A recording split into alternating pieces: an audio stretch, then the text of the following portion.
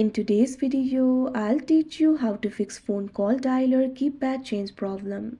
So if the phone call dialer keypad has been changed on your device, there might be various reasons behind it.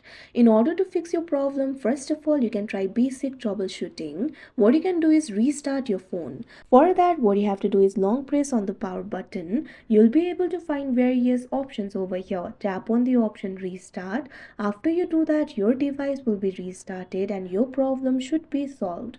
If the problem still persists, what you can do is simply try clearing the cache of the app. For that, what you have to do is launch open app library of your device. Now find the application for Google phone. After you do that, long press on it. Now tap on this option app info that you can see on the screen. Now in the app info interface, you'll be able to find various options. Tap on this option storage and cache. Tap on the option clear cache that you can see on the screen.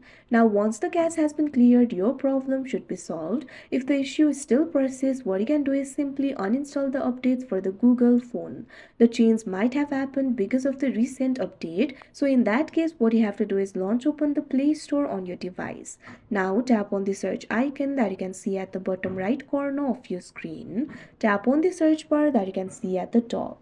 Now what you have to do is search for phone.